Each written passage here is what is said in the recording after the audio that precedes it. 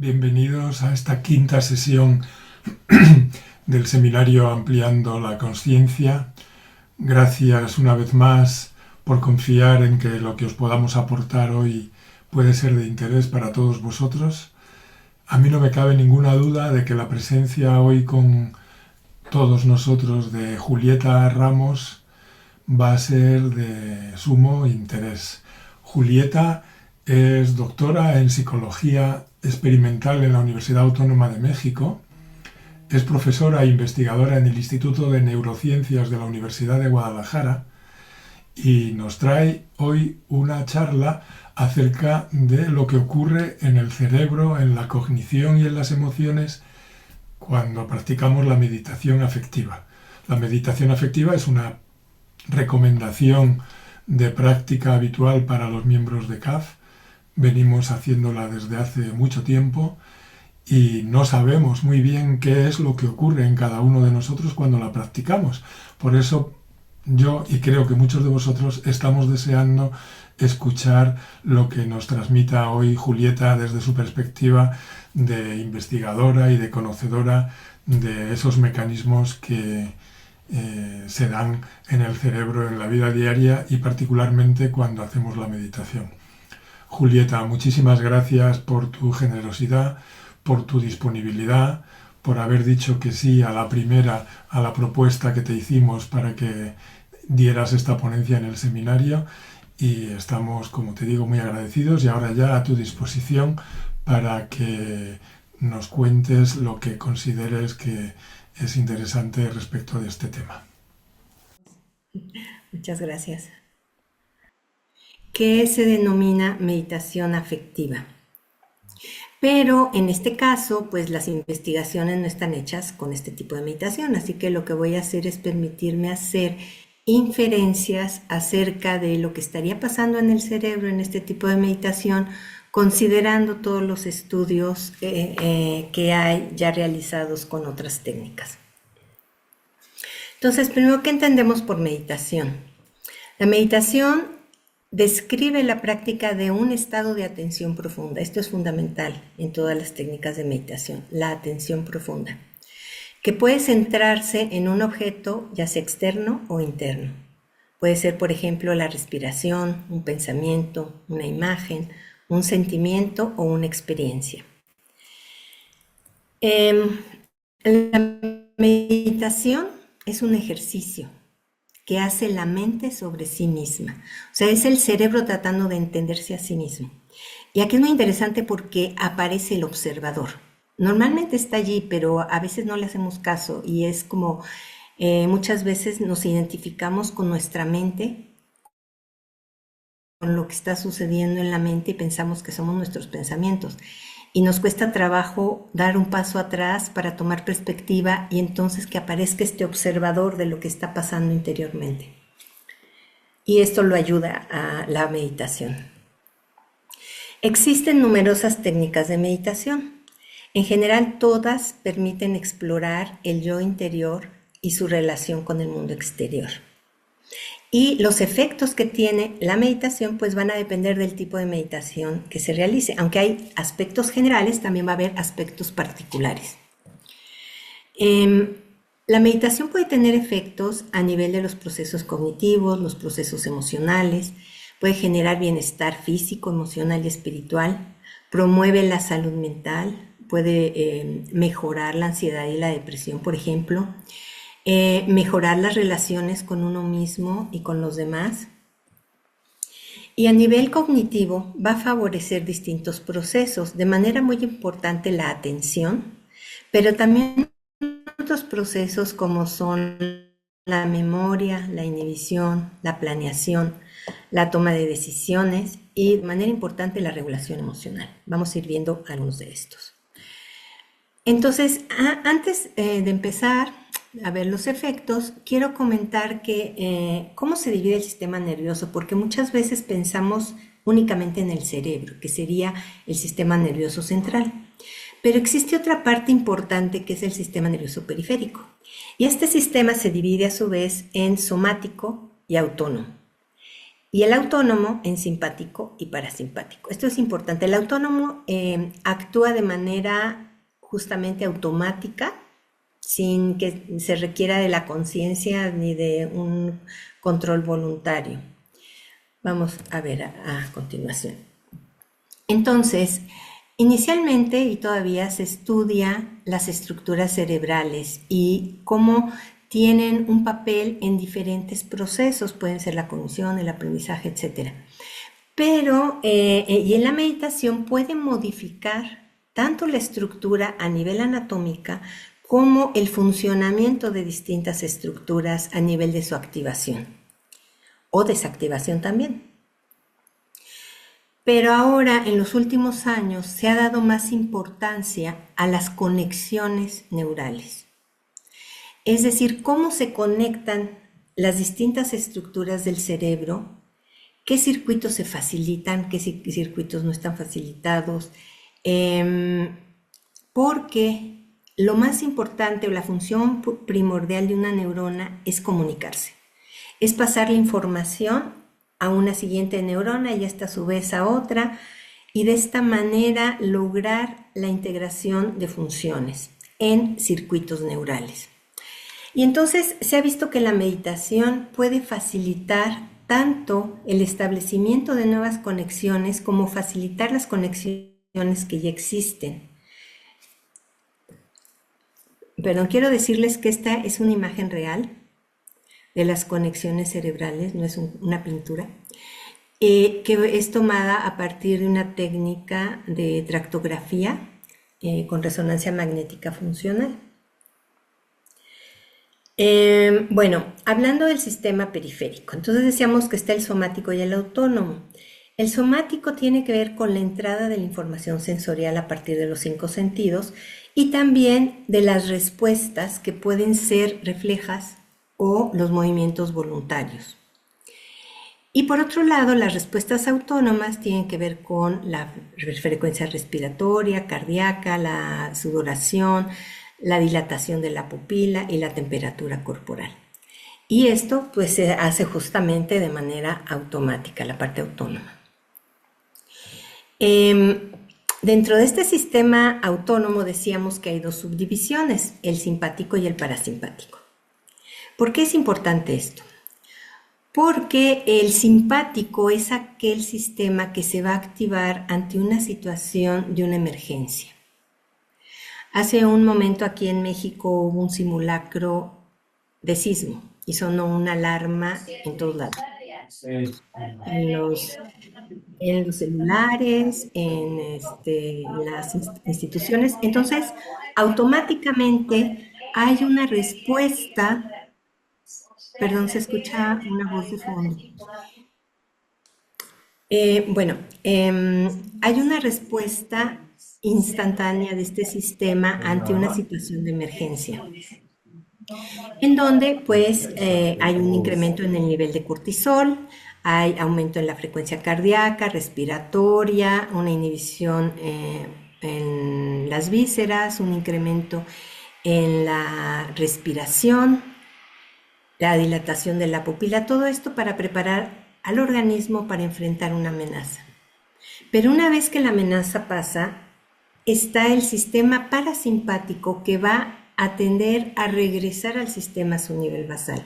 O sea, hay un balance entre estos 2 sistemas y en algún momento puede estar más activado uno, pasando la amenaza, entonces se activa el otro. Y el sistema parasimpático es el que va a producir la relajación. Esto lo hace principalmente a través del 10º nervio craneal, que se denomina el vago, que anda por todos lados. O sea, como ven aquí, va a prácticamente todos los órganos y genera relajación. Entonces, en gran medida, la técnica de meditación genera una activación de este sistema parasimpático, sobre todo considerando que pues muchos de nosotros tenemos estrés cotidianamente y estamos teniendo un incremento en el nivel de cortisol que genera pues enfermedades y trastornos funcionales en distintos sistemas. y que además no somos conscientes de esto. Pero la activación del sistema parasimpático permite regular hacia abajo ese nivel de alertamiento y que el sistema ya no esté en modo huida o defensa. Ahora, cuando vamos a iniciar la meditación es necesario prepararnos. ¿Preparar qué? Preparamos en términos de la postura y en términos de la respiración. Es como cuando vamos a dormir, tenemos una serie de rituales. O sea, ¿cuál es el ritual? Vamos a la habitación, nos ponemos la pijama, nos lavamos los dientes, hacemos lo que acostumbramos a hacer y eso le está indicando a nuestro cuerpo y a nuestro cerebro, ya es hora de dormir, prepárate. Entonces el cerebro predice, ahorita lo que toca es apagar la luz, es relajarse y pasar al estado de sueño. Bueno, de alguna manera, cuando vamos a meditar hacemos algo parecido.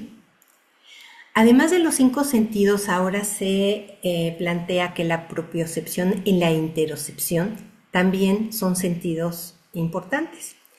La propiocepción se refiere a la representación del esquema corporal. ¿Cómo está mi cuerpo? ¿En dónde está? ¿En qué postura? ¿Cómo se están relacionados mis brazos con mis piernas, mi cabeza, etcétera? Y esto es gracias a la corteza somatosensorial, que del lado derecho tenemos indicado con una letra A en naranja, y es sistema sensorial, ¿no? Y entonces aquí lo que se representa es las áreas del cerebro que van a responder a las sensaciones de esas partes del cuerpo. Podemos ver cómo la cara tiene un área mayor, específicamente la boca, también la lengua, el dedo pulgar. Pero además en esta parte de la corteza hay neuronas que van a permitir que haya una integración de la relación de las diferentes partes del cuerpo. ¿Cómo está mi cara en relación a mis manos o mis piernas en relación a mi torso? Entonces, hay otra parte que es la interocepción, que se refiere a qué estoy sintiendo, pero en términos de la activación interna de mis vísceras. O sea, literalmente las vísceras. Y esta información es muy importante. Si me duele el estómago, si tengo náuseas, si lo que sea, o mi organismo está bien y está relajado. Entonces, esa información va a llegar a una parte, a un lóbulo que se denomina ínsula, está escondido abajo del lóbulo temporal. Sobre todo la ínsula anterior es muy importante porque tiene que ver con nuestra identidad, quiénes somos y quiénes somos considerando nuestro cuerpo. Y entonces, a partir de esta información propioceptiva e interoceptiva, se va a mejorar el control del cuerpo y va a facilitar la atención. Es muy importante que la postura de la meditación mantenga la espalda recta, pero no en una posición tensa. O sea, recta, la espalda debe estar derecha, puede ser sentada como en muchas técnicas lo hacen con las piernas cruzadas, pero también puede ser estar sentada en una silla con las piernas localizadas de manera cómoda y las manos se acostumbra a tenerlas unidas. Parece que también hay una información proprioceptiva que facilita la atención, el hecho de unir las manos. Le llaman mudras, pero puede haber cualquier tipo de relación, ¿no? Ahora, esta postura corporal va a modular el nivel de alertamiento. ¿A qué me refiero? Uno puede tener un nivel de alertamiento en donde está medio dormido, o puede estar en un nivel de concentración, o en un nivel hiperexcitado. Entonces, para poder realizar el procesamiento de cualquier tipo de información, pero en este caso hablamos de la meditación, se requiere un estado óptimo, en donde podemos estar concentrados y no quedarnos dormidos. Pero tampoco venir corriendo y sentarnos a meditar, porque eso tampoco va a ser posible. Hay que prepararnos y la postura y la respiración nos van a ayudar en esto. La respiración, por otra parte, como sabemos, pues permite el ingreso a nuestro cuerpo de oxígeno y hacemos una exhalación con CO2. Y últimamente, bueno, se ha hablado más acerca de los efectos de la respiración, en donde el bulbo olfatorio, además de filtrar el aire, va a llevar esa información de la respiración a un centro que está en la base del cerebro, que son en el tallo cerebral, denominados complejo Prebotzinger. Estos núcleos captan el patrón de la respiración, es decir, cuánto está durando, qué frecuencia tiene, la amplitud de la respiración y de la exhalación, y va a generar el ritmo de la respiración. O sea, la respiración es importante que tenga ritmo, porque en general respiramos sin ritmo. O sea, de pronto más veces, de pronto menos, de pronto jalamos más aire, de pronto estamos cortos en la respiración. Y además, estas áreas van a enviar esa información a estructuras que están relacionadas con la atención, la emoción y la cognición. Por ejemplo, el locus coeruleus, que es la base fundamental de la síntesis de noradrenalina, que va a mantener el nivel de alertamiento del cerebro. El hipocampo, que tiene que ver con la memoria y el aprendizaje. La amígdala, con las emociones. El área tegmental ventral tiene que ver con el sistema de recompensa, desde recompensa a nivel de procesos básicos como es el hambre, la sed, el sexo, hasta procesos, por ejemplo, como las adicciones. Y el cerebelo. El cerebelo tiene que ver con la coordinación motora fina y con procesos cognitivos. Entonces, como vemos, la respiración es más que la simple entrada de aire. Y aunque la respiración es un proceso automático que en general no estamos dándonos cuenta cómo está sucediendo, también podemos modularlo a nivel voluntario. Tenemos la capacidad de decir, a ver, ahorita voy a aumentar la entrada del aire hasta el diafragma, o voy a disminuir el número de respiraciones y aumentar su duración. Y a partir de esto vamos a modular también otras regiones. Entonces, durante la meditación se hace una respiración lenta, voluntaria, consciente. Y esto puede ser de manera crónica o como podemos hacer antes de iniciar la meditación, hacer algunas respiraciones profundas, digamos 3 respiraciones, y esto nos va a ayudar a modular la dinámica temporal del cerebro, o sea, a coordinar de manera que se sincronicen distintas áreas cerebrales que tienen que ver con el estado emocional o cognitivo. Estas respiraciones previas a la meditación es conveniente hacerlas considerando que la exhalación sea más lenta o dure más tiempo que la inhalación.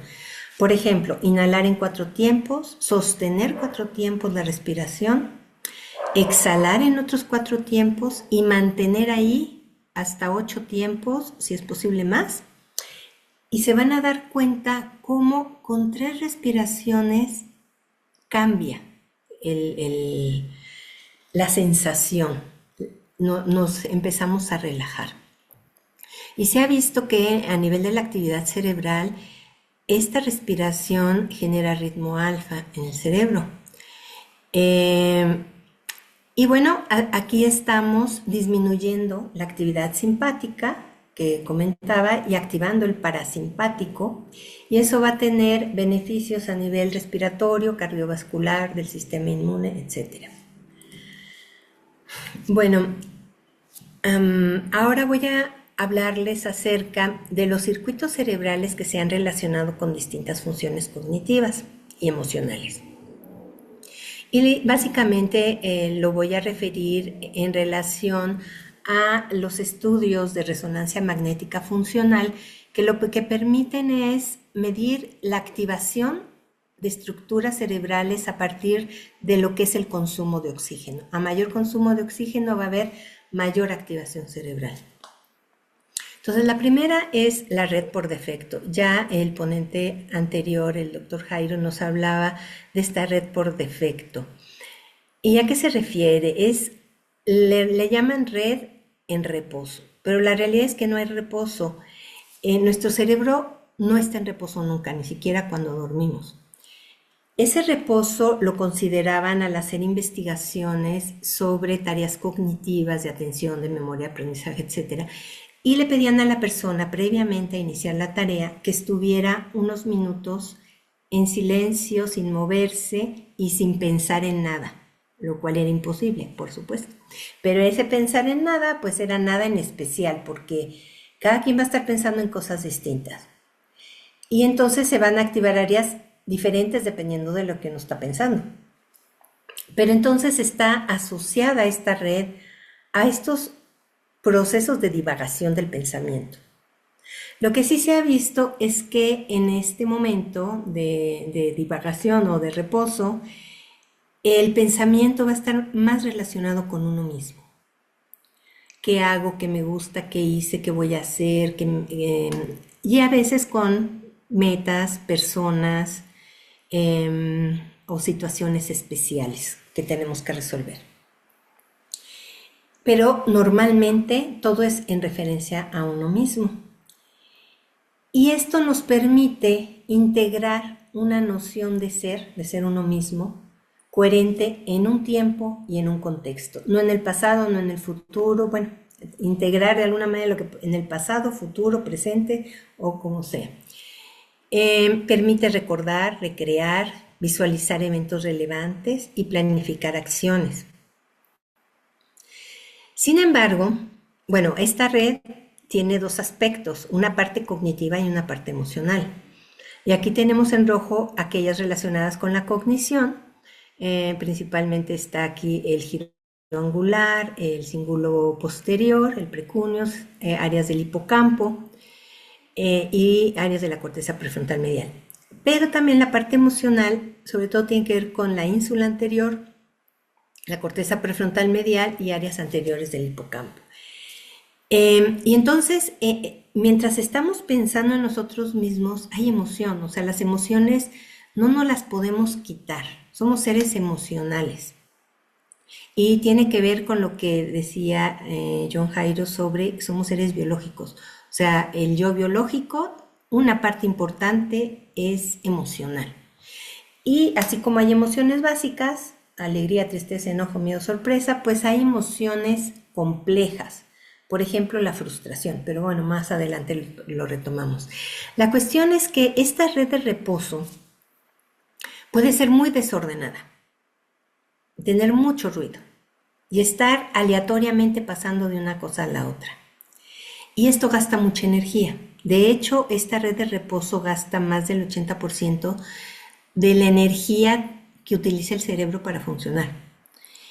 Pero también tiene una función importante. Es como una red de reposo bien estructurada va a permitir que el procesamiento que se va a realizar posteriormente sea más eficiente. Una red desorganizada va a ser más difícil que se procese adecuadamente la información. Entonces, lo que se ha visto es que la meditación decrementa la actividad de esta red y además incrementa la conectividad entre estas regiones cerebrales. Lo que se ha visto es que cuando uno pone atención, la otra red que tiene que ver con la atención aumenta su actividad y esta red disminuye su actividad. Entonces, el que la meditación organice y disminuya el ruido mental es como llegar a un silencio neuronal, un silencio del cerebro, a donde se reduce toda esta divagación.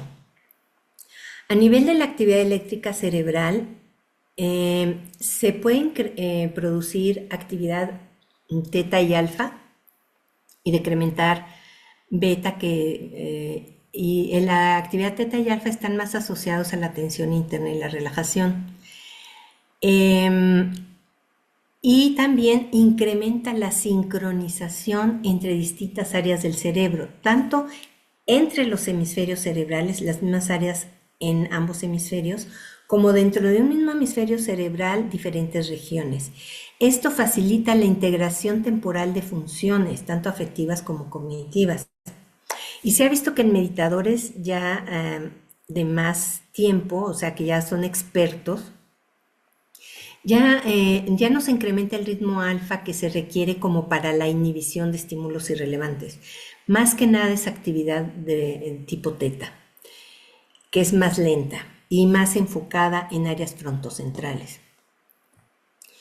Bueno, cuando estamos meditando,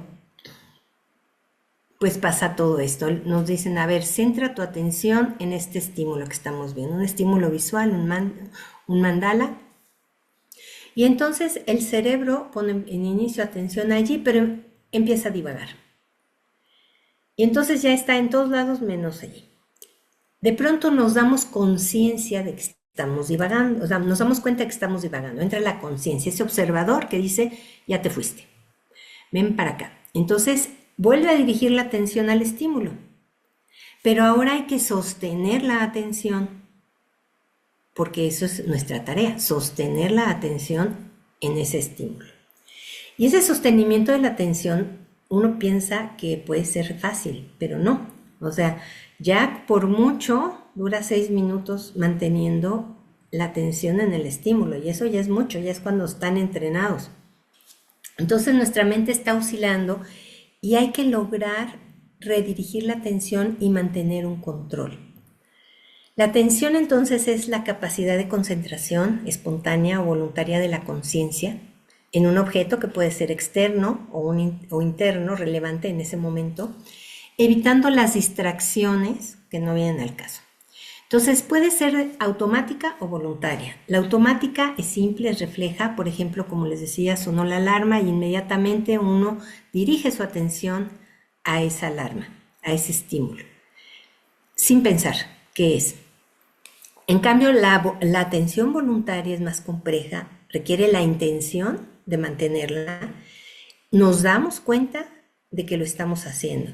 Entonces, esto es muy importante. Al realizar el ejercicio de meditación, estamos redireccionando la atención continuamente a ese estímulo, hasta que al final la mente dice, ok, me rindo y voy a prestar atención. Y entonces logramos tener el control de nuestra conciencia, el control de dónde estamos poniendo nuestra atención. Y eso es muy importante porque eso es lo que permite vivir la experiencia del aquí y el ahora, es decir, vivir en el presente. Y bueno, hay estructuras que tienen que ver con este mantenimiento de la atención, las que se activan a la disminución de la red por defecto. Al poner atención se van a activar estas estructuras, principalmente áreas de la corteza prefrontal a nivel inferior y medial, el área, este es visual, área del movimiento ocular, a las áreas parietales y partes de la unión temporoparietal, que es como son áreas de asociación. Pero también está incrementando la conectividad entre la corteza frontal, que es la que regula todo, la corteza prefrontal dorsolateral, y la ínsula, que como veíamos tiene que ver con la identidad y la interocepción. Esto nos permite ser más conscientes del momento presente, mi cuerpo, mi yo en el presente y qué está sucediendo. Ahora, algo muy relacionado, una función muy relacionada con la atención es la inhibición, porque para poder poner atención a un estímulo tengo que suprimir lo demás, es decir, inhibirlo. El sistema está oscilando entre una activación y una inhibición. Si fuera nada más activación, no nos quedaría más que responder a cualquier estímulo. A medida que es más evolucionado un organismo, tiene mayor capacidad de inhibición. Y esto es particularmente importante en el ser humano, en donde todas las áreas, el área frontal está principalmente encargada de este control inhibitorio. Y entonces esto nos va a permitir regular nuestras acciones, nuestras respuestas. Por ejemplo, vamos caminando, vemos el semáforo en siga, verde, pero de pronto vemos que se pone en rojo. Entonces eso indica para, detente. Y esta detención puede ser de pensamientos, de emociones, de acciones, y todo esto lo va a estar regulando este proceso. La meditación desarrolla la capacidad inhibitoria. Por lo tanto, va a permitir que se den estos procesos de planeación, de memoria de trabajo, que es la información que se mantiene en la mente por un tiempo para procesarla, y la flexibilidad mental. Eso es, puedo darme cuenta que una estrategia ya no funciona y ahora la tengo que cambiar. Entonces necesitamos ser flexibles para podernos adaptar a un ambiente cambiante. Y entonces se ve que la meditación aumenta el volumen de la corteza prefrontal dorsolateral que está encargada de estos procesos. Y además aumenta la conectividad con el área orbitofrontal que tiene que ver con la valoración emocional y con las áreas parietales que tienen que ver también con la integración de todos los sistemas de asociación. Otro aspecto muy interesante,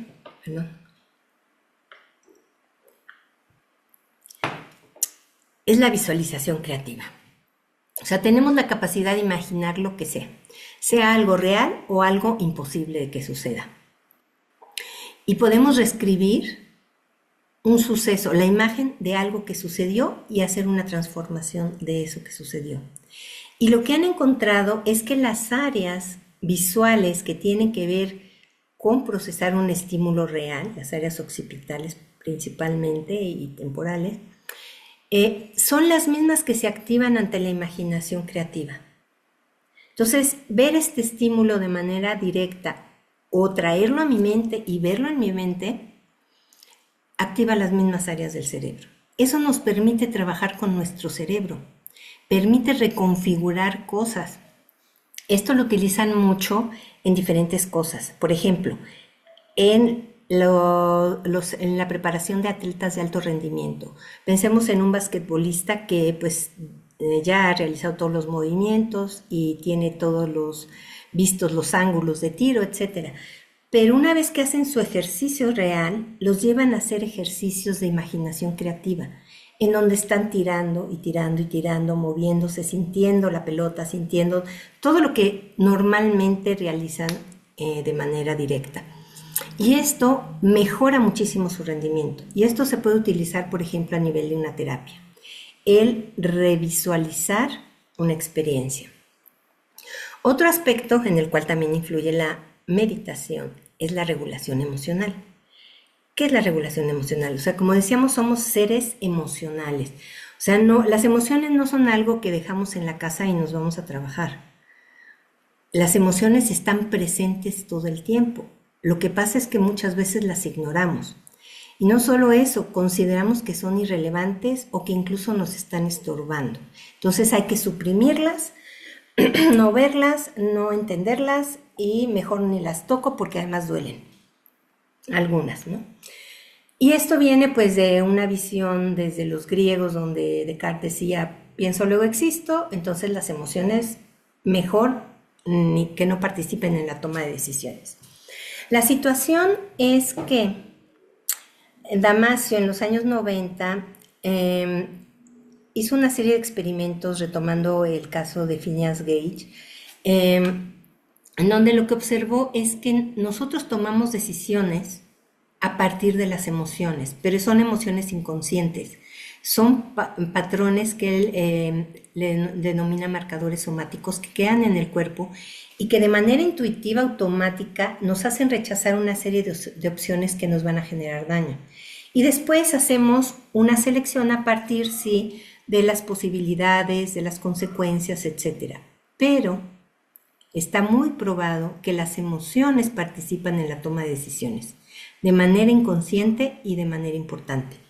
Entonces es muy importante tener la capacidad de identificar nuestras emociones, de ver cómo las estamos viviendo, cómo las expresamos. Y esto promueve la tolerancia a la experiencia emocional y el incremento de la conciencia y facilita la capacidad de relacionarse. Si no tengo la capacidad de modular la intensidad o la cualidad de mis emociones, difícilmente puedo relacionarme con otra persona, incluso conmigo mismo. Vamos a poner el caso, estoy en el súper haciendo fila y de pronto siento un golpe por detrás. En ese momento, pues puedo enojarme y tratar de responder el golpe. O volteo, me doy cuenta que la persona que me golpeó es una persona invidente y entonces puedo cambiar mi emoción de enojo a compasión.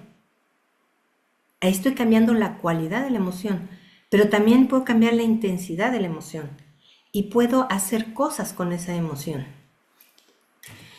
¿Y cómo funciona esto? Bueno, ante un estímulo que vamos a poner aversivo o potencialmente dañino, lo que va a hacer es activar áreas emocionales del sistema límbico, en este caso particularmente la amígdala, y esa información va a llegar a la corteza cerebral, inicialmente a la ventromedial, pero de ahí va a pasar a las áreas dorsolaterales y van a ejercer un control inhibitorio hacia el sistema límbico para regular su nivel de activación. Y entonces a partir de este sistema podemos voluntariamente modular nuestras emociones. Aquí tenemos del lado derecho regiones que tienen que ver con la generación de estas emociones. Está la amígdala, que tiene mucho que ver con el miedo, pero no exclusivamente con el miedo. El núcleo accumbens, que tiene que ver con el placer, la sensación de placer, tiene que ver con, es un sistema opioide. El cíngulo anterior y la corteza ventromedial, que tiene que ver con la asignación del significado emocional de los estímulos, pero el cíngulo anterior es una estructura sumamente interesante porque recibe información tanto de áreas emocionales como de la corteza medial, que tiene que ver con la identidad, de la ínsula, y proyecta áreas motoras y también de la corteza prefrontal dorsolateral.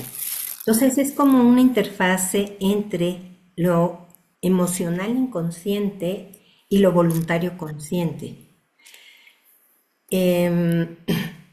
Bueno, entonces estamos viendo que la meditación genera cambios en nuestro cerebro, y no solo en el cerebro, sino en el sistema nervioso periférico. ¿Y cómo es esto posible? Bueno, esto es gracias a que nuestro cerebro es muy plástico. Esto se refiere a la capacidad de cambiar y adaptarse como resultado de la experiencia, del aprendizaje, y va a permitir el desarrollo de todas las habilidades cognitivas que tenemos. No podemos pensar, es que tengo mala memoria y ni modo, así me voy a morir. No. O sea, todas nuestras habilidades cognitivas se pueden mejorar a partir de la repetición constante. Se forma una sensibilización de las vías, una facilitación o incluso vías nuevas. Entonces, en la plasticidad cerebral, pues la base son las neuronas, forman nuevas conexiones, nuevas espinas dendríticas, forman nuevos circuitos que además se facilitan a partir de la mielinización o del crecimiento neuronal. Y además, anteriormente se decía que las únicas células del cuerpo humano que no se regeneran son las neuronas, sobre todo en el ser humano. Bueno, esto ya no es cierto. O sea, se ha demostrado de que puede haber una regeneración de las neuronas, sobre todo en áreas como el hipocampo, que tienen que ver con el aprendizaje y la memoria. Entonces se ha visto que los meditadores de toda la vida tienen un mayor número de neuronas en la ínsula, que ya vimos que tiene que ver con la identidad, con la corteza prefrontal dorsolateral, y también y un menor número en la amígdala. O sea, la amígdala, que es la que responde de manera automática a las emergencias, al miedo, al enojo, se va a ver inhibido. Se va a ver inhibida la amígdala. Entonces, esto mejora la comprensión de uno mismo, la perspectiva, la experiencia, y también se favorecen procesos de aprendizaje y memoria. Como les decía, el cíngulo anterior pues es esta estructura naranjita que tenemos acá, y es muy interesante para este control voluntario y de la resolución de conflictos. Esto es a lo que debo responder o no, de qué manera me equivoqué, etc. Es un sensor. Y se relaciona también con el optimismo. Cuando esta zona se lesiona, se produce depresión. Bueno, la meditación también puede aumentar la activación de áreas del cerebro implicadas en la empatía y la compasión. y sincronizar regiones que están asociadas a estos procesos, favoreciendo los lazos interpersonales y la capacidad de ponernos en el lugar del otro. La empatía es poder sentir lo que el otro siente, y la teoría de la mente es puedo ponerme en la perspectiva del otro a nivel mental. También la meditación tiene beneficios a nivel de la salud psicológica y biológica. A nivel del estrés, reduce los niveles de ansiedad, los niveles de cortisol, la reactividad, permitiendo que haya más una respuesta que una reacción, y por lo tanto se incrementan las conductas prosociales. Puede reducir el dolor y mejorar el control del mismo. Puede modular pensamientos, sentimientos negativos, disminuyendo la rumiación en el pensamiento obsesivo compulsivo, y obsesivo puede ser en la depresión, y esto hace que pues las personas mejoren. Muy importante, la meditación también mejora nuestro sistema inmune, incrementando la producción de anticuerpos, reduciendo la inflamación, aumentando la actividad y longitud de los telómeros, que son los que determinan cuántas veces se va a reproducir una célula. Y bueno, hasta aquí lo que en términos muy generales se ha estudiado sobre los efectos de la meditación en el organismo. Y ahora les voy a hablar de esta meditación en particular que se denomina meditación afectiva. Como les decía, pues no hay estudios directamente con esta meditación, pero vamos a hacer inferencias. La meditación afectiva es útil para aprender a regular nuestras emociones. Y los pensamientos y las emociones son nuestra energía vital. ¿En dónde me estoy focalizando mi energía? ¿Con qué intensidad? Si la tengo dispersa, no tiene fuerza. Necesitamos enfocarla, y esto va a generar movimientos internos y externos. La meditación afectiva consta de 6 pasos. El primero es la invocación, después el cuadro imaginativo, las sensaciones, a continuación los propósitos, las consecuencias, y finalmente el resumen místico. Este resumen es repasar de manera muy breve todos los pasos anteriores. Entonces, ¿qué es la invocación? Bueno, en la invocación vamos a elevar nuestro pensamiento hacia lo divino. Vamos a tratar de elevar nuestro nivel de conciencia del plano común en el que nos movemos a un plano más espiritual, tratando de establecer esa conexión con lo divino. Entonces, esa es nuestra intención. Nuestra intención es conocernos a nosotros mismos, el ampliar nuestra conciencia, el dar una dirección y un sentido a las cosas que sentimos y hacemos. Y para eso necesitamos silencio, un silencio interior para poder escuchar. No se trata de rehacer lo que hacemos en nuestra vida cotidiana y pensar como pensamos en nuestra vida cotidiana, sino es ir más allá. Entonces centramos nuestra atención en un tema particular y un efecto particular. En este momento no me da tiempo de hablar en particular de estos temas y efectos, pero voy a dar algunos ejemplos.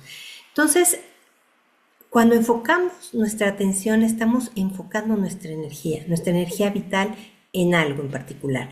Y entonces podemos dirigirla para lograr un propósito. Y de esta manera es ir más allá de lo conocido. Es el viaje a lo desconocido. Pero no a lo desconocido en el espacio, es lo desconocido en el espacio interior. Y como decía John Jairo, pues así como han visto que a nivel del espacio se asemeja mucho cuando vamos a nivel microscópico cómo está organizado, bueno, pues vamos a ir a ese espacio interior y ver cómo estamos organizados interiormente. Entonces ahora el siguiente paso es el cuadro imaginativo. Vamos a crear una imagen. Esa imagen puede ser algo real o no.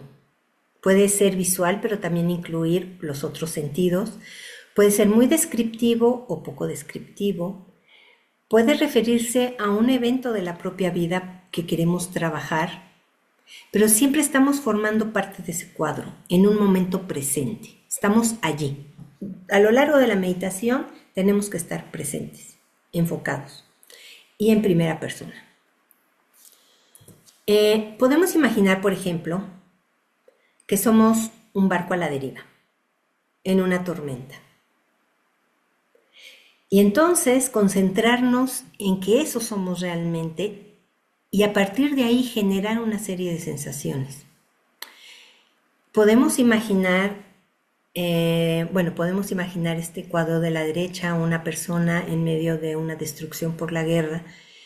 Y podemos meditar, por ejemplo, acerca de nuestra indiferencia al dolor que experimentan otros seres, o podemos ponernos en el lugar de esa persona y vivir lo que está, tratar de entender lo que está viviendo. En el cuadro de abajo podremos ser la jefa que está acosando al empleado, que lo está agrediendo, porque eso es una agresión, o sea, gritarle, menospreciarlo. Y entonces ver qué tanto tengo yo de eso, de esa actitud. Es una actitud que tengo, desde dónde surge esa actitud y si la estoy manifestando en mi día a día. Pero también podría ponerme en el lugar del chico que está escuchando todo esto y el qué estoy sintiendo y por qué estoy permitiendo lo que estoy permitiendo. En el cuadro imaginativo solamente lo veo, solamente estoy recreando una imagen. Otra imagen, podemos concebirnos como una semilla y esa semilla se va transformando en un proceso de crecimiento hasta llegar a dar frutos. Podemos también ubicarnos en la perspectiva de una galaxia. ¿Quiénes somos considerando una galaxia? Pues no somos nada porque no aparecemos ni en el mapa ni un puntito siquiera. Pero al mismo tiempo podemos considerarnos parte de ese todo y formar parte de ese todo y ser nada y todo al mismo tiempo, por ejemplo. Ya es algo muy abstracto. Podemos visualizarnos estando en la playa, escuchando el mar, sintiendo la brisa, teniendo el olor del agua del mar, pero también del fuego, de la leña quemándose, sentir el calor, sentir la arena, sentir la brisa. O sea, podemos hacer uso de todos nuestros sentidos y visualizarnos de manera lo más real posible en ese cuadro. Una forma de trabajar con símbolos, por ejemplo, es vernos como una gota que cae al mar. Entonces, ahí estamos haciendo uso de la metacognición, de los símbolos, como lo es la poesía, por ejemplo. Bueno, entonces un cuadro imaginativo nos va a producir una sensación. Vamos a identificar qué estamos sintiendo desde las sensaciones corporales, emociones simples como enojo, alegría, tristeza o complejas. Como en este caso, una imagen, esta chica, pues, ¿qué está sintiendo? Pues a lo mejor enojo, tristeza, miedo, angustia, dolor, no sé. O sea, puede haber muchas emociones mezcladas. Puede haber frustración, puede haber muchas emociones. Entonces, identificar qué estamos sintiendo ante un cuadro imaginativo, desde lo más simple, desde lo más corporal, hasta lo más simbólico. Dejar que se expresen, identificarlas. Y podemos quedarnos ahí, simplemente identificarlas y sentirlas. En otra meditación posiblemente lo que queremos es ir transformando una emoción que hemos sentido durante tiempo y que nos ha estado bloqueando. Entonces ahí podemos regularlas, transformarlas y aprender a responder de una manera distinta en vez de reaccionar. Entonces, como ven, hay muchas posibilidades, tanto en términos de un cuadro imaginativo como de las emociones que va a provocar ese cuadro imaginativo. Y entonces esto nos facilita el identificar nuestras emociones y el identificar y el poderlas y aprender a regularlas. Ahora los propósitos. Los propósitos es, ¿qué voy a hacer con esto? En este momento, no mañana, no al ratito, ahorita. Entonces, en este momento, ¿qué puedo hacer con esto? Pues puedo aceptar lo que está sucediendo. Puedo aceptar esta emoción que me causó el choque, por ejemplo, y vivirlo allí, pero sin juicios de valor. ¿Es bueno? ¿Es malo? ¿Qué mal que me pasó? ¿Qué mala suerte? No, es quedarme ahí, aceptar lo que está sucediendo, identificarlo, vivirlo plenamente. Entonces estamos contactando con nuestra realidad interior. También podemos en un momento dado decir, ok, esto es lo que estoy sintiendo, pero esto lo voy a transformar entonces a partir del autoconsuelo. Me voy a autoconsolar. Y entonces voy a hacer una modificación de lo que está sucediendo a partir de algo que estoy haciendo en el propósito. Estoy haciendo algo distinto que es consolarme a mí misma. En las consecuencias es la comprensión de qué es lo que sucedió con todo esto que hemos hecho anteriormente. Uno, la invocación, el subir nuestro nivel de conciencia, el cuadro imaginativo, las emociones, el propósito y todo eso qué consecuencia tiene en este momento para mí. Entonces hay una comprensión voluntaria, consciente de algo.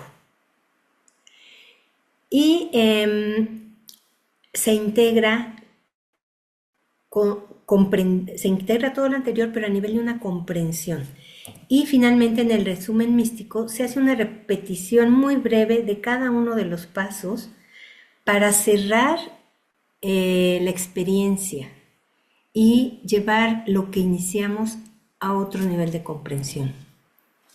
Aquí les pongo un ejemplo de una meditación afectiva, pero nada más mencionando, pues en una frase, lo que podemos experimentar, porque realmente no es así de breve. Esto sería como un resumen de la meditación, ¿no? Entonces, en la invocación, por ejemplo, podemos pensar en la Divina Madre, en Dios, en Gaia, en como quieran llamar al principio divino, y conectarme. Entonces decir, Divina Madre, estás en mí, yo estoy en ti.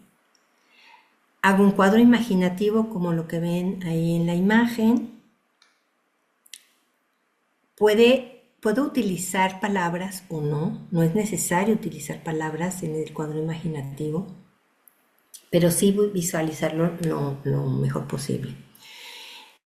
Y entonces, ¿qué me produce este cuadro? En las sensaciones, pues siento la fuerza del amor que invade todo mi ser. Los propósitos. Mantengo, o sea, ¿qué voy a hacer ahorita? Voy a mantener mi corazón abierto para recibir el amor divino. ¿Qué va a pasar a consecuencia? Vivo el arrobamiento en la expansión del amor. Y finalmente un resumen místico en donde hago justamente esto, así muy brevemente, lo que pasó en cada uno de los pasos de la meditación. Bueno, a partir de esta meditación, como se las he planteado y retomando lo que anteriormente revisamos de los efectos de la meditación en general, pues voy a tratar de suponer que estaría pasando.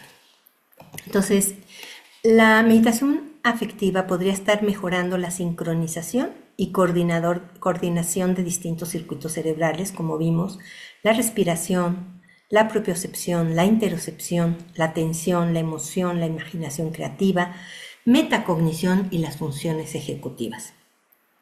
Pero además estaría sincronizando diferentes partes de nosotros, nuestro cerebro, el corazón y el intestino, que ahora está de moda estudiar estos ejes, el eje corazón-cerebro, el eje intestino-cerebro, que se ha visto que están muy relacionados y que hay neuronas en el corazón, neuronas en el intestino y que hay una comunicación muy importante. Y además eso, ubicarlo en un contexto en nuestro mundo, ¿no?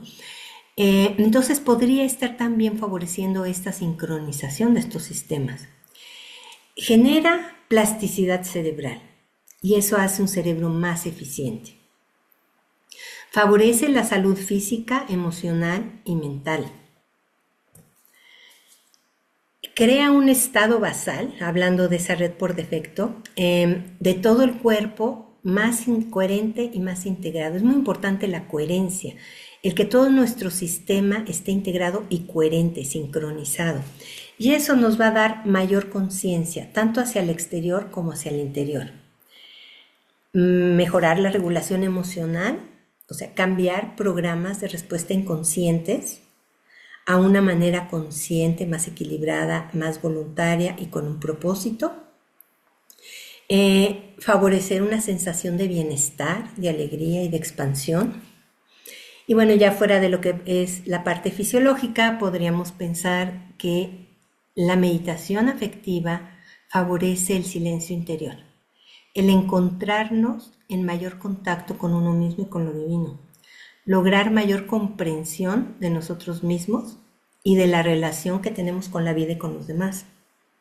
También generar coherencia entre el pensamiento, el sentimiento, las acciones, y eso nos va a llevar a un estado de presencia, al aquí y a la ahora.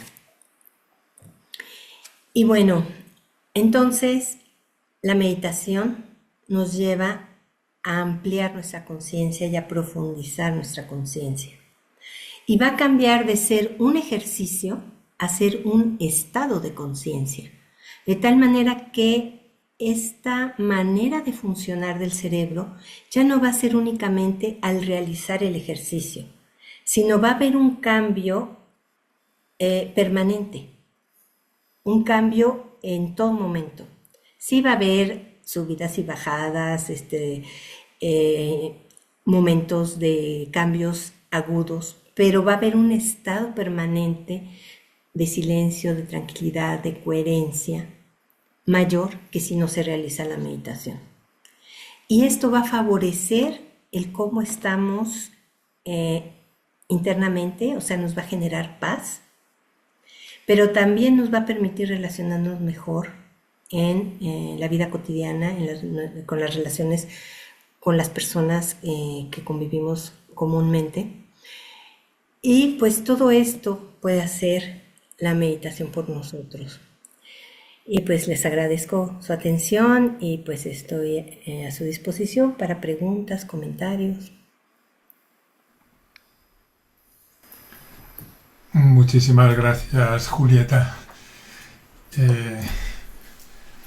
La verdad es que no deja de sorprender y nos lo estamos encontrando en las sesiones anteriores del seminario también. Digo que no deja de sorprender esta habilidad que tenéis los científicos para conectar vuestra práctica cotidiana, vuestros conocimientos científicos y ayudar a dar ese impulso que necesitamos muchos para entrar en determinadas prácticas. Comentábamos antes que la meditación es una herramienta muy característica dentro del método que CAF propone como práctica diaria y práctica de vida. Y la verdad es que aunque uno lleve tantos años practicando la meditación a diario, cuántas cosas se pueden descubrir en una ponencia como la tuya sobre lo que supone realmente esa práctica, ¿no? Bueno, tenemos ahora la ocasión de hacer preguntas. Quien quiera intervenir de alguna manera, hacer alguna observación, como siempre, podéis levantar la mano o hacer ver de alguna forma que queréis intervenir. Ahí ya se están habilitando las cámaras de todos los que la encendáis, se os podrá ver, y tenemos esa oportunidad. Mientras lo pensáis, yo me voy a atrever, Julieta, a hacerte una pregunta mientras van calentando motores los demás participantes. Es una pregunta que requiere una respuesta atrevida, a lo mejor. Bueno, a ver si puedo contestar. Has hablado de los efectos que tiene en el cerebro, en el sistema nervioso en general, en el comportamiento incluso, la meditación afectiva. La pregunta es, ¿tiene que ver hacer la meditación con convertirse en mejor persona o no van unidas las dos cosas? Yo creo que sí. Yo creo que sí, porque justamente la meditación es un laboratorio interior. Y cuando tenemos lo que pasa es que la meditación se puede utilizar con diferentes intenciones. Yo estuve en un grupo de meditación antes de entrar a CAF, pero la vendían como bueno, venía del Oriente, una meditación, pero lo que vendían era justamente esto, ¿no? Va a mejorar tu atención, va a mejorar tu memoria, va a mejorar tu capacidad de tomar decisiones y tu salud física. Entonces vale la pena meditar. Esa era la intención en esa meditación. Pero cuando uno hace la meditación con una intención distinta, con justamente la intención de ampliar nuestra conciencia, de ser mejores personas, de trabajar en nosotros mismos, de conocernos a nosotros mismos tal y como somos, con nuestras debilidades, con nuestras virtudes, con nuestras posibilidades. Entonces, llevamos a ese laboratorio interior cosas distintas. O sea, no nada más es el mantenernos en el sonido, en la respiración, que es útil, y eso ayuda a silenciar la mente y aprender a escucharnos, sino también estamos haciendo una introspección para identificar aspectos de nuestra vida y de qué es lo que pensamos, qué es lo que sentimos, qué actitudes tenemos, como los ejemplos que les ponía de los cuadros imaginativos, ¿no? Si yo me pongo en esas situaciones, identifico mis actitudes negativas y realmente me interesa hacer un cambio, pues la meditación sí nos convierte en mejores personas, porque esa es nuestra intención. Yo creo que de base nos convierte en mejores personas en términos de silenciarnos, escuchar mejor y mejorar algunas habilidades. Pero más allá de eso, cuando existe una intención particular de hacer eso, por supuesto que la meditación es una herramienta muy útil para realizarlo. Muy bien, muchas gracias. Muy hermosa presentación. Solamente una cosa muy práctica. Tú hablaste a un momento dado de que era favorable hacer respiraciones antes de empezar la meditación y indicaste que, por ejemplo, había que inspirar sobre 4 tiempos, etcétera. ¿Podrías retomar el ciclo de respiración con los 4 tiempos parar, etcétera? No entendí bien toda esa parte. Gracias. Sí, si gustan, pueden hacer la respiración en este momento. O sea, inspirar en 4 tiempos, lentamente, lo más profundo posible hasta el estómago. Sostengan la respiración. 1, 2, 3, 4. Ahora soltar el aire por la nariz en 4 tiempos. 1, 2, 3, 4. Sostener el aire sin respirar de nuevo otros 4 tiempos. 1, 2, 3, 4. Y nuevamente comenzar. Esto lo que genera es, a la hora de inspirar, que se inspira más rápido que la expiración, al respirar estamos introduciendo oxígeno y estamos activando el sistema simpático. Y esto facilita procesos de atención. Y en la expiración, en la exhalación, lo que estamos generando es la activación del parasimpático. Entonces sentimos cómo se nos empieza a relajar los músculos de la cara, el cuerpo, más con la práctica lo vamos haciendo cada vez más. Pero esto es muy importante que suceda por la nariz. No deben ser respiraciones por la boca, porque la boca no registra todo eso. O sea, estos núcleos que están en la base del cerebro, Prebotzinger, van a estar registrando la entrada y la salida del aire, pero tiene que ser a nivel de la nariz, no de la boca. Entonces es tratar de mantener lo más posible el tiempo, o incrementar la duración a la hora de sacar el aire. No sé si quedó claro. Sí, muy claro. Solamente cuando dijiste al terminar la expiración, la exhalación, dijiste que había que mantener, si es posible, más tiempo que el tiempo que hemos parado durante la inspiración. Es Exacto. decir, hacer 4 tiempos y después quedarse 8 tiempos si podemos. ¿Es así? Pues, en la expiración saco el aire durante 4 tiempos. 1, 2, 3, 4. Y ahí mantengo 1, 2, 3, 4, sin volver a inspirar otra Ok, vez, muchas hasta que gracias. pasen esos otros 4 tiempos. Eso nos ayuda, esta especie de apnea ayuda a estimular este sistema parasimpático. Muchísimas gracias, Julieta.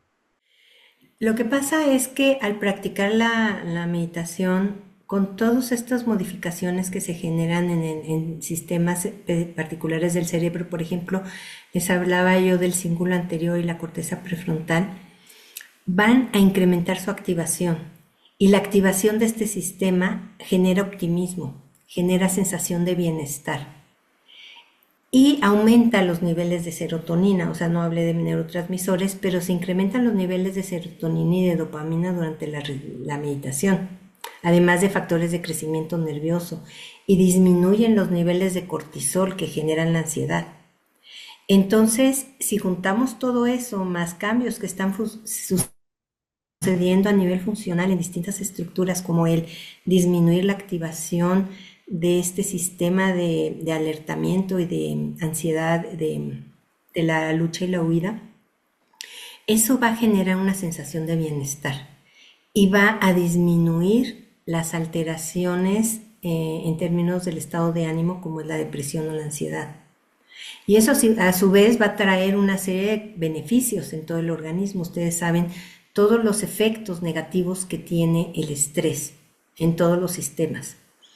Entonces, al reducir esos niveles de estrés, va a automáticamente generar muchos beneficios, pero no es exclusivamente esa vía, sino estamos viendo a partir de la respiración, a partir de cambios plásticos en el cerebro, en diferentes estructuras y circuitos. Entonces sí se ha visto que en personas, por ejemplo, con Alzheimer ayuda, que en personas con depresión, con ansiedad, con algunos trastornos físicos, de motricidad, por ejemplo, porque además está generando la mayor motivación y mejor estado de ánimo, que por consecuencia también va a traer beneficios en la salud también, o sea, a partir de ese cambio en el estado emocional. Eu gostaria de saber se existem estudos, informações, empíricas que não que mostrem o efeito, mas que mostrem o uso dessas técnicas. Sí hay estudios en diferentes poblaciones con dificultades a nivel de trastornos, de trastornos psiquiátricos como la depresión, ansiedad y pues básicamente otro tipo de alteraciones. Sí hay estudios, sí hay información teórica, sí hay evidencia empírica. Sí, esa fue la pregunta porque, bueno, no hablo portugués, pero medio entendí un poquito. Cuando hablas de una red de reposo bien estructurada y desorganizada, si por favor podrías ampliar ahí un poquito de a qué te referías. Gracias. Sí, sí, sí. Hablábamos de que en esta etapa de reposo, o más que de reposo, de pensamientos divagantes, el cerebro puede estar como una especie de caos yendo de un lado para el otro. O sea, tienes un pensamiento, tienes otro, uno en el pasado, otro en el futuro, ya fuiste al trabajo, ya regresaste, ahora pensaste en lo que vas a hacer al rato, luego piensas en que quieres un helado, luego, o sea, hay una especie de caos en ese sistema, ¿no? En donde es aleatorio el pensamiento, no hay como una coherencia, una dirección. Y es espontáneo porque ni cuenta te das en qué estás pensando. Y lo que se ve es que ese estado se relaciona con una sensación de insatisfacción. Cuando se hace meditación, lo que sucede es que por una parte hay un silencio, o sea, disminuye el nivel de activación, el nivel de divagación, permite que tú te concentres más en alguna idea que a ti te interesa. O sea, en este momento pues no tengo una computadora, no tengo nada físico, pero yo voy a pensar en cómo quiero organizar mi día de mañana. Y lo haces de una manera voluntaria, dirigida, con atención. Y además se ve que se favorece la conexión entre distintas estructuras cerebrales, o sea, mejora la comunicación neuronal. Eso se le llama conectividad funcional. Entonces aumenta la conectividad funcional del cerebro. Y entonces eso permite que ese sistema esté en un estado más propicio para poder después realizar una tarea de manera más eficiente. Hicimos una investigación, para dar un ejemplo, con músicos, para ver, bueno, lo hicimos tanto mientras escuchaban música como al hacer una tarea de percepción del tiempo, antes y después de haber escuchado música previamente o sin haberla escuchado, pero también desde el reposo. Y encontramos que los músicos tienen un cerebro más organizado, tienen mayor conectividad funcional incluso desde el reposo. Están entrenados, o sea, se entrenan 6, 8 horas diarias en estar prestando atención, decodificar símbolos, medir tiempos, experimentar con su cuerpo, porque ellos sienten el cuerpo a partir de los latidos de su corazón. O sea, esta parte de la ínsula, pues tiene mucho que ver. Entonces, lo que encontramos es que esa conectividad era mayor de entrada en los músicos en el estado de reposo. Pero en aquellas personas que no eran músicos, vimos que, por ejemplo, la música, escuchar música antes de realizar la tarea de percepción del tiempo, incrementaba la conectividad funcional de ese cerebro y mejoraba la capacidad de percibir el tiempo. Eso, en ese caso, la música es la que está siendo un factor sincronizador de la actividad cerebral. Está mejorando la comunicación entre distintas áreas cerebrales, facilitando el cómo pasa la información de un lugar a otro. No con mayor activación, sino con mayor funcionalidad de las vías que conducen la información. Entonces, eso en el caso de la música como un sincronizador, pero en ese momento. Pero la meditación sería como la música, pero de manera continua, ¿no? O sea, va a ser durante el ejercicio de meditación, pero después también va a generar un cambio plástico que se va a ver como en el caso de los músicos, que sin hacer nada, simplemente en estado de reposo, están más conectados. Entonces eso genera un estado de mayor coherencia cerebral, de mayor sincronización y mayor capacidad de reclutar diferentes regiones. Imagínense una orquesta sinfónica. Entonces hay muchos instrumentos y tienen que entrar a un tiempo preciso y el director de orquesta es el que va a estar indicando en qué momento entra cada instrumento y si aumenta la intensidad o baja la intensidad. Es el que está dirigiendo todo el asunto. Pues eso pasa con la meditación, con ese observador que decíamos que se fortalece, ¿no? De la conciencia. Y entonces va a ser un mejor director de orquesta, pero además van a estar facilitados los elementos que tiene que sincronizar. Entonces, eso facilita el autoconocimiento y facilita la dirección de la atención y la conciencia. ¿Sí? A eso me refiero, que ese estado es un mejor estado funcional, que va a permitir que el cerebro sea más eficiente, no solo durante la meditación, sino como un estado permanente. Gracias, Julieta, por tu exposición, muy interesante. Mi pregunta va un poco en la línea de, claro, la meditación, si la haces una vez, pues no pasa nada, porque te pasas la mitad del tiempo en ese proceso de distracciones, ¿no? Entonces, yo lo asocio y no sé si tú también consideras que eso tiene que ir asociado con la perseverancia, ¿no? Con la insistencia, con el entrenamiento, ¿no? Que decías antes cuando hablabas de unos atletas. Entonces, solamente quería un poco confirmar contigo o no lo que tú me al respecto de este tema. Gracias.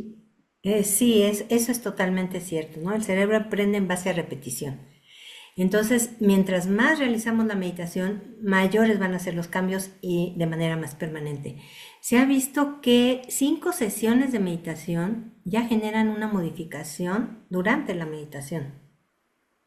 Son poquitas, pero un mínimo de 2 meses o 8 semanas como haciendo la meditación un mínimo de 3 veces por semana, ya genera cambios importantes en el cerebro.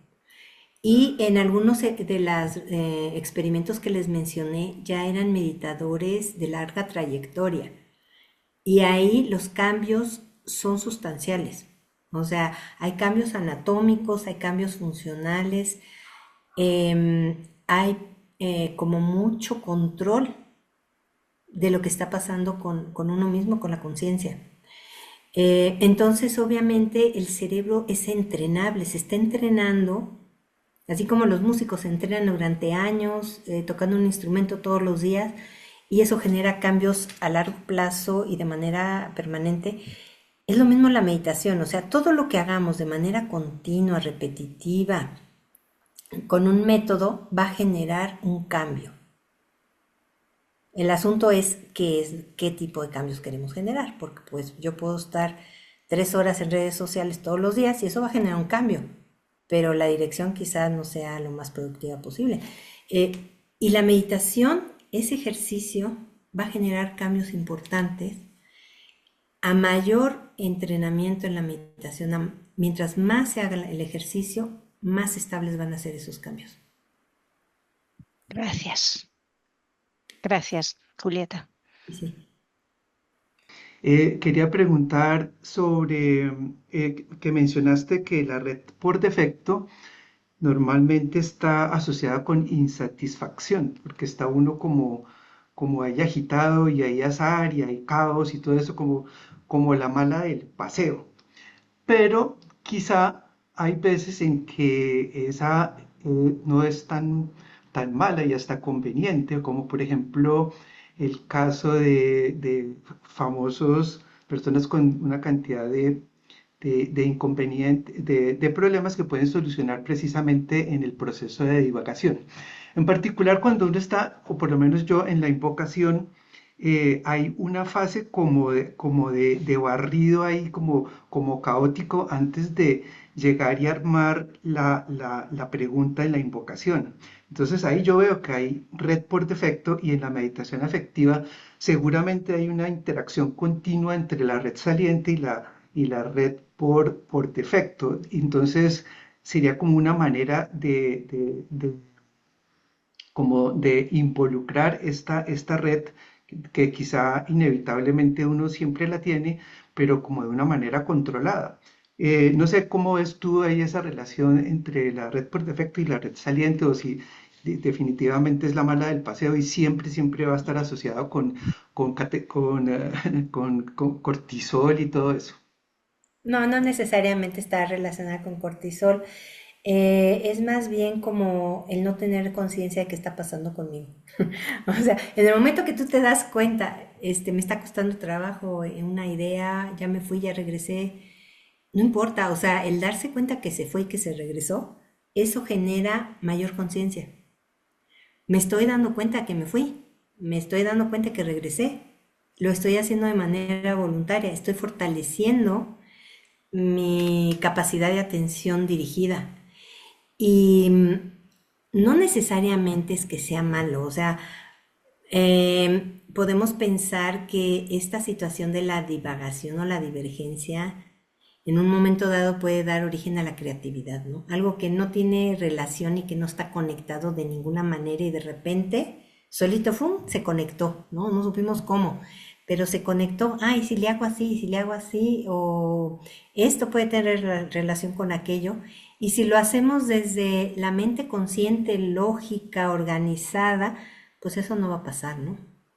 Entonces, no es que sea la mala, es simplemente el que no sea tan ruidosa, por decirlo de alguna manera, ¿no? El tener cierto control de ese estado. Pero no, yo no pongo como que sea la mala o que sea la buena, no, pero yo creo que todo tiene una función. Pero la meditación sí tiene como propósito también lograr un silencio interior en donde nos podamos escuchar a nosotros mismos. Y eso no significa estar usando la lógica todo el tiempo. De hecho, en la meditación, lo ideal es que surjan cosas que no esperamos, ¿no?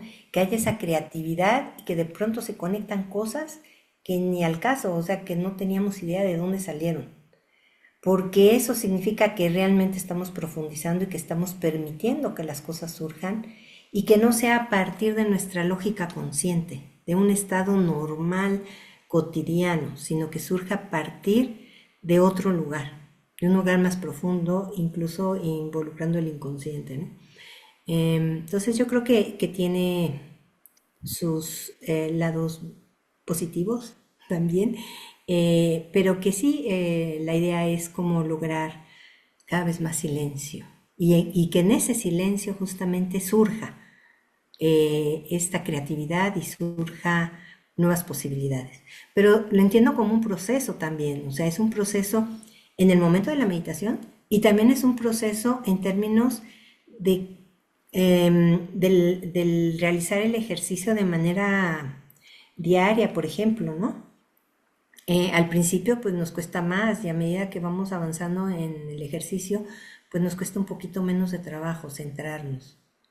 Y nuestro cerebro aprende, es como les decía cuando nos vamos a dormir, aprende, ah, ya te vas a sentar a meditar, hay que hacer silencio, concéntrate y así, ¿no? Entonces, bueno, así, eso creo. Sí, solamente complementar que si uno está buscando lo desconocido, no puede estar todo perfectamente controladito todo el tiempo, sino tiene que dar lugar como al azar y ahí es donde surge la creatividad.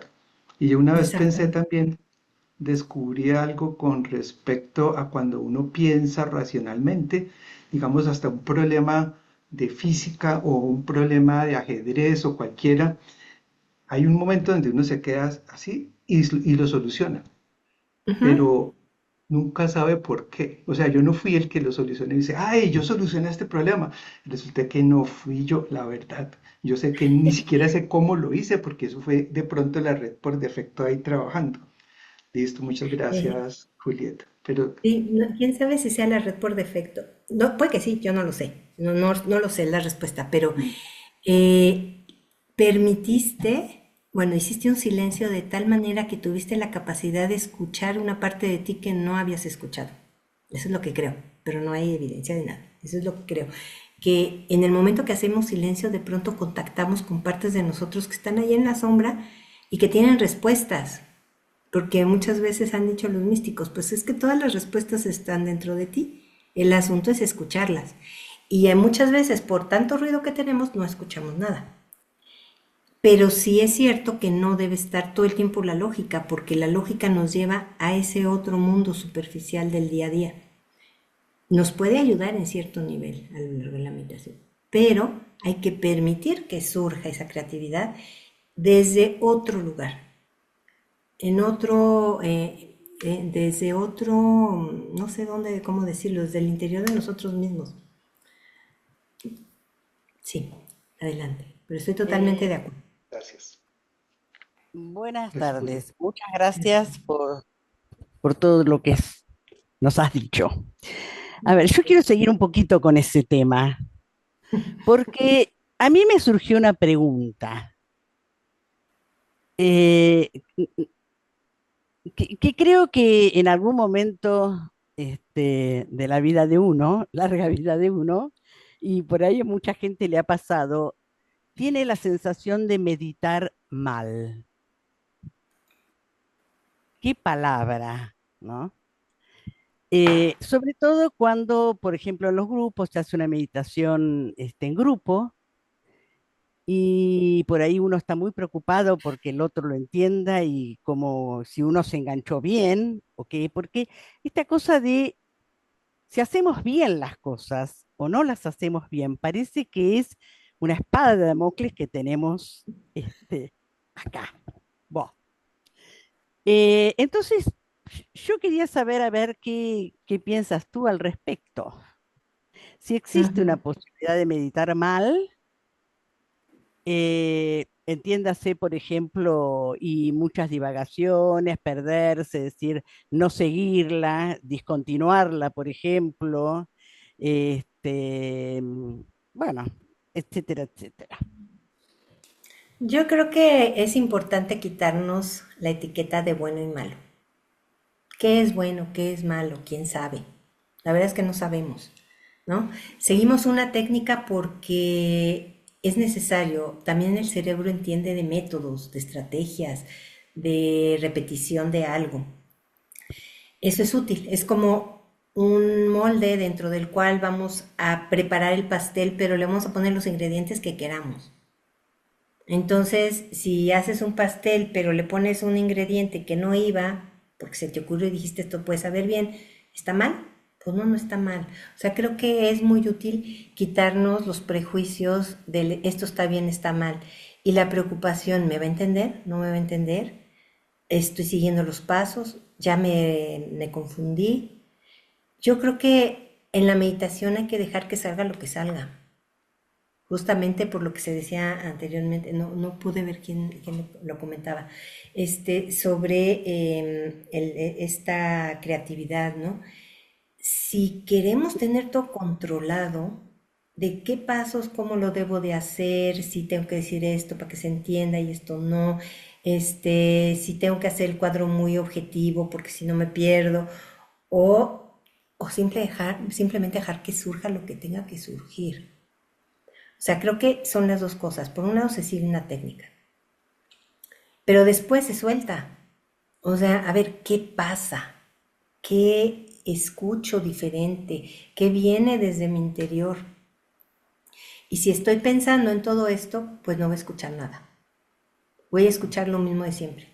Y no voy a ir a lo desconocido, que es lo que nos invita en la meditación, ¿no? Ir a lo desconocido, a eso desconocido interior. Y si quiero permanecer en lo conocido, en la lógica, en lo que debo de, en el deber ser, en el cómo debe de ser, en el cómo debo de hablar, en el cómo tengo que pensar, en esto está mal, esto es bueno, esto es malo, esto está feo, esto está bonito, entonces no aprendemos. Creo que limita mucho nuestra comprensión. Es bueno de todas maneras realizar la meditación porque es entrenar al cuerpo y a la mente en generar un estado. Pero sacarle provecho, hacerlo como un laboratorio interior, yo creo que tenemos que entregarnos a eso desconocido, a eso que no sabemos qué va a pasar, que pase lo que tenga que pasar, que si me perdí, y que si de repente surgió algo que no tenía que ver, que surja. Es como abrirnos a todas las posibilidades. Para mí eso es la meditación, abrirte a todas las posibilidades para ver qué se puede descubrir. Muchas gracias, claro. De todas maneras, si yo me pierdo en la meditación, pues aprenderé que justamente eso es lo que me pasa. Sí, y no Y es malo perderse. claro, me seguiré perdiendo hasta que pueda encontrarme. Sí. Sí, pero a lo mejor estamos buscando encontrarnos de una manera que a lo mejor no es la mejor, que hay otras Mm. maneras de encontrarnos y tenemos que descubrir. Bueno, eso es lo Muchas que creo. gracias, Julieta. Muchas Sí. gracias. Efectivamente, muchas gracias, Julieta. Creo que no hay más preguntas por ahí. Sumamente agradecidos por la claridad de tu exposición, por tu generosidad primero, para traernos estas reflexiones hasta aquí, por tu claridad, por tu calma, que a lo mejor es fruto también esa calma tuya del ejercicio de la meditación, ¿no? Y eso, ojalá que podamos contar contigo en otras ocasiones porque has sabido transmitir con mucha delicadeza y todos tus conocimientos y tu experiencia. Permitidme que os recuerde, antes de cerrar definitivamente, que la próxima sesión será justo dentro de 2 miércoles, el día 20 de mayo, y correrá a cargo de Patricia Ciner. Patricia Ciner es doctora en filosofía, es profesora de filosofía de la religión y de metafísica en la Universidad Nacional de San Juan, en Argentina.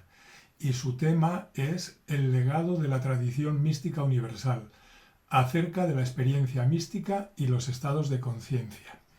Veis que seguramente tendrá un carácter distinto de este tan técnico y tan científico que ha expuesto Julieta, pero estoy convencido de que será complementario y muy coherente con todo lo que venimos tramando en el seminario. Muchas gracias una vez más, Julieta. Ha sido un placer oírte y hasta pronto, ojalá. Al contrario, muchas gracias por escucharme y invitarme. Hasta luego, a todos. Muchas gracias.